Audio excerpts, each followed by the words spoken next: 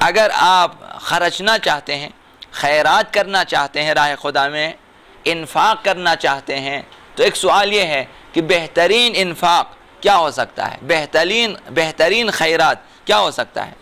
تو آپ کا جواب شاید یہ ہوگا کہ جس سے سب سے زیادہ محتاج افراد بہرمند ہو جائیں، ایسا انفاق بہترین انفاق ہو سکتا ہے کہ 100 نہیں 200 نہیں 1000 افراد کو پہنچے، ایک ایسا انفاق جس کا فائدہ بہت زیادہ محتاجوں کو تک پہنچے اور ان کی احتیاجات دور ہو جائیں، یہ فائدہ۔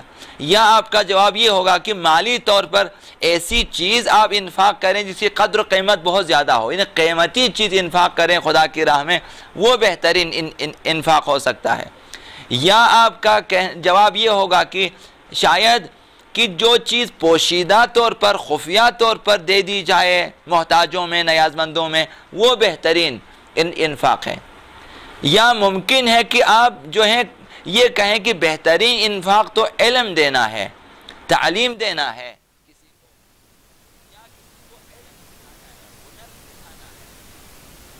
اصلاً پیسہ اور دولت اور چیزیں خرچنے کی ضرورت نہیں ہے، علم انفاق کریں، ہنر سکھائیں، یہ ہو سکتا ہے۔ لیکن اب پوچھیں ائمہ اطہار سے کہ بہترین انفاق کیا ہے؟ حضرت امام جعفر الصادق علیہ السلام فرماتے ہیں کہ ایک مومن کی طرف سے خدا کے نزدیک خوشیوں کی فراوانی اور غم و غصے کے ہجوم میں بھی حق بات کہنے سے زیادہ پسندیدہ اور محبوب انفاق اور کچھ نہیں ہے۔ یعنی ایک انسان خوشی کی حالت میں، خوشی اپنے عروج پر ہے، اس وقت بھی حق بات کہے۔ ایک انسان ایسا ہے کہ اس پر غموں کا انبار ہے، غموں میں ڈوبا ہوا ہے، تب بھی وہ حق بات کہے۔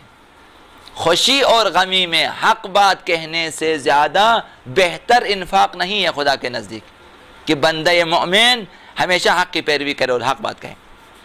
اسلام میں صرف دولت کی زکوٰۃ، علم و فن کی خیرات ہی راہ خدا میں انفاق نہیں ہے، بلکہ جس وقت عام لوگ خوشی میں یا غمی میں بے طاقت ہو جاتے ہیں، کچھ لوگوں کے بعد جب خوشی ہو جاتی ہے تو کھل کے گناہ کرتے ہیں، بے طاقت ہو کہ آج تو خوشی کا دن ہے تو کریں گے خوب۔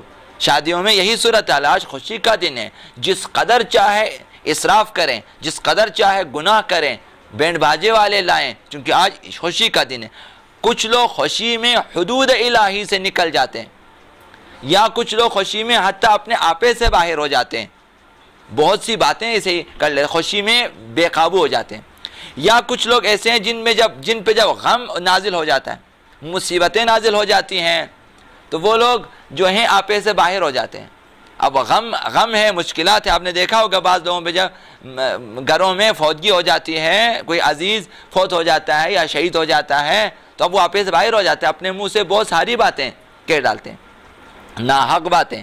تو دو صورتیں ہیں، کبھی انسان خوشی میں آ کر جو ہیں وہ راہ حق سے نکل جاتا ہے اور ناحق باتیں کرنے لگتا ہے، چونکہ زیادہ پیسے ہیں، زیادہ دولت ہے، زیادہ شہرت ہے، اب اپنی مرضی سے جو ہے ناحق باتیں۔ کبھی ایسا ہوتا ہے کہ انسان غم میں، مشکلات میں، مصائب میں، امتحانات میں آپے سے باہر ہو جاتا ہے اور ناحق باتیں کہنے لگتا ہے۔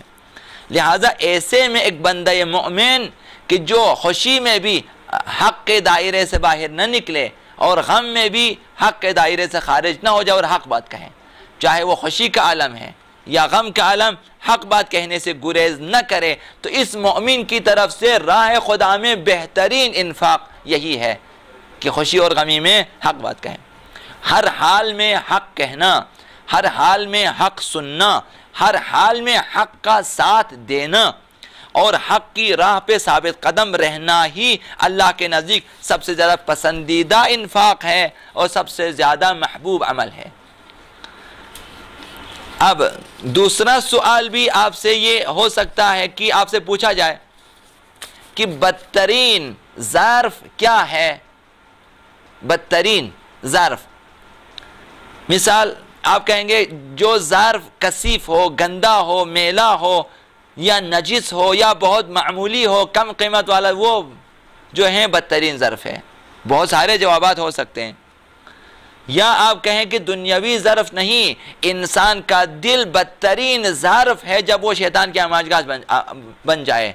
انسان کا دل بدترین ظرف ہے جب اس میں کفر و شرک و نفاق و حسادت، دشمنی و کینہ و عداوت جیسی چیزیں آ جائیں. یعنی انسان کا دل بدترین ظرف بن سکتا ہے جب وہ شیطان کا کھلونا بن جائے. تو یہ چیزیں ہیں.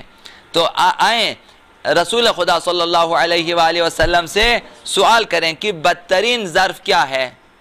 رمضان مبارک میں ہمیں خیال رکھنا، بہترین انفاق جو کرنا ہے وہ کیا ہے، بدترین ظرف کیا ہے کہ جسے ہم پر کریں گے. پیغمبر سامنے فرمایا کہ ما ملأ آدمی وعاء شرا من بطنہ، بدترین ظرف جسے آدمی پر کرتا ہے وہ اس کا اپنا شکم ہے. بدترین چیز جسے وہ بھر دیتا ہے اور خداوند ناپسند کرتا ہے جس کے بھرنے کو، وہ انسان کا پیٹ ہے نہ شکم. یعنی جب انسان شکم سیر ہو جائے تو وہ شکم پھر بدترین ظرف بن جاتا ہے. اگر انسان اپنی بقائے حیات کے لیے اس کے لیے لازمی ہو جاتا ہے کہ اپنے شکم کو سیر کریں، تب بھی اسلام نے اس کے آداب بتا دیے ہیں کہ 3 حصے کر لیں اپنے شکم کے، 3 حصے. ایک حصے میں غذا ڈالیں، ایک حصے کو رکھیں آپ جو ہیں مشروبات کے لیے، پانی وغیرہ کے لیے، اور تیسرا حصہ تنفس کے لیے رکھیں، ہوا کے لیے خالی رکھیں. یعنی آپ مشروبات و معقولات سے اپنے شکم کے 2 حصے کو بھر لیں، 2/3 حصے کو، ایک حصہ جو ہے خالی رکھیں. جبکہ ہم تینوں حصے کو، 3/3 حصے کو ہی بھر دیتے ہیں.